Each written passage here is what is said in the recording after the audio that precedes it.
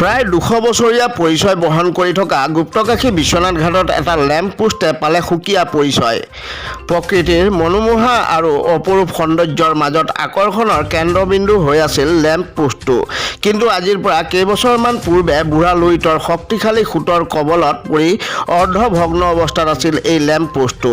তাৰ পিছতে অন্য এক ৰূপ পাবলৈ সক্ষম হ'ল এই বিশেষ গম্বুজ তথা লেম্প পোষ্টটোৱে।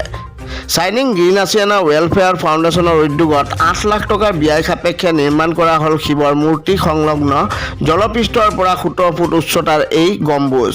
অৱশ্যে ইতিমধ্যে নিৰ্মাণকাৰী অনুষ্ঠানটোৱে সম্পূৰ্ণ ব্যয় বহন কৰাৰ লগতে বিশ্বনাথ সমষ্টিৰ বিধায়ক প্ৰমোদ বৰঠাকুৰে বিধায়ক পুঁজিৰ দ্বাৰা 3 লাখ টকা আবণ্টন দিয়াৰ প্ৰতিশ্ৰুতি প্ৰদান কৰিছে বুলি জানিব দিছে চাইনিং গ্ৰীণ আছিয়ানা ৱেলফেয়াৰ ফাউণ্ডেশ্যনৰ স্বত্বাধিকাৰীয়ে। উল্লেখ্য যে পশ্চিমবংগৰ পৰা ক্ৰয় কৰি অনা এই শিৱৰ মূৰ্তি ইতিমধ্যে মাংগলিক নিয়মৰ মাজতে স্থাপন কৰা হ'ল গম্বুজত। লগতে মূৰ্তিটো নিশাৰ ভাগত উজ্বলি উঠিবলৈ সংস্থাপন কৰা হৈছে সৌৰশক্তি চালিত লাইট। আৰু তাৰ পিছতে অন্য এক ৰূপ পাবলৈ সক্ষম হোৱা এই পৰিৱেশে এতিয়া আকৰ্ষিত কৰি তুলিছে সকলোকে। বহু বছৰৰ পৰা পৰিকল্পনা কৰি অহা চাইনিং গ্ৰীণ আছিয়ানা ৱেলফেয়াৰ ফাউণ্ডেশ্যনৰ স্বত্বাধিকাৰী তথা পৰ্যটন অনুৰাগী ডক্টৰ কিশোৰ হাজৰিকা আৰু তেখেতৰ সহধৰ্মিনী স্নিগ্ধাজ্যোতি গোস্বামীৰ নেতৃত্বত পৰ্যটনৰ মানচিত্ৰত আন এক ৰূপ পাবলৈ সক্ষম হ'ল এই বিশেষ লেম্প পোষ্টটোৱে।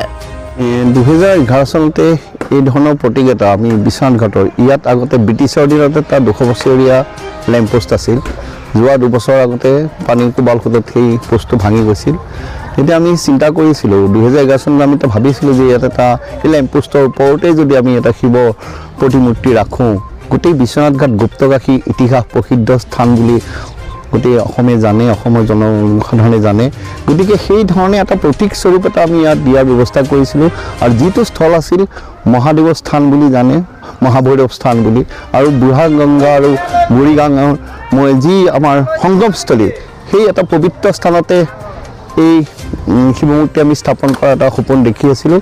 চাইনিং গ্ৰীণ আছিয়ানা ৱেলফেয়াৰ ফাউণ্ডেশ্যনৰ তৰফৰ পৰা এই বছৰ আমাৰ ফেব্ৰুৱাৰী মাহত যি আমি ইয়াত যজ্ঞ কৰিছিলোঁ, তাৰ ফলত যি আমি মূৰ্তি এটা আনিছিলোঁ বেংগলৰ পৰা, সেই মূৰ্তি আমি এই জেগাটোত আমি স্থাপন কৰা এটা মানস কৰিছিলোঁ। আৰু সেই উদ্দেশ্যে এই লেম্প পোষ্টটো পুনৰ নিৰ্মাণ কৰা হৈছিল।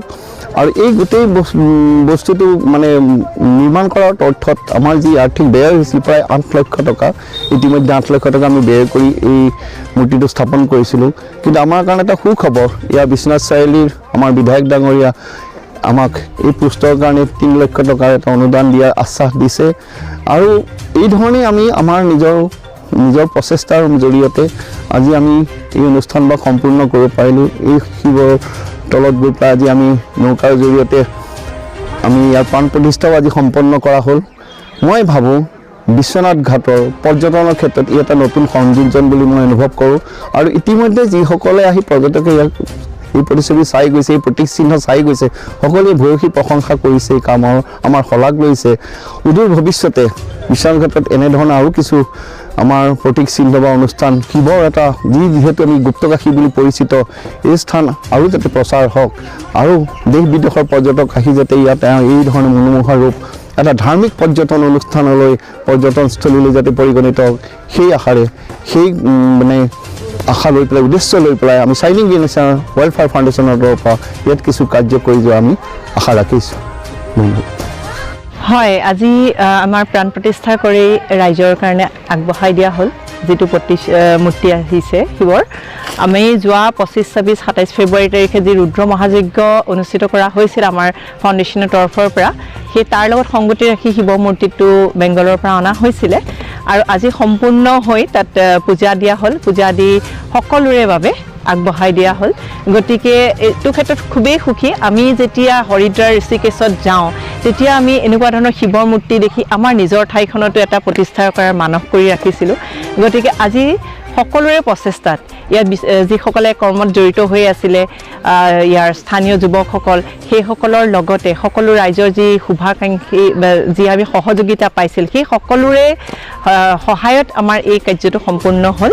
আৰু খুব সুখী, আজি খুব সুন্দৰ এটা প্ৰতিমূৰ্তি বা প্ৰতিচ্ছবি আমি পৰ্যটনৰ ক্ষেত্ৰতো হওক বা এনেই দেখিবলৈ হওক খুব সুন্দৰ এটা পৰিৱেশ হৈছে।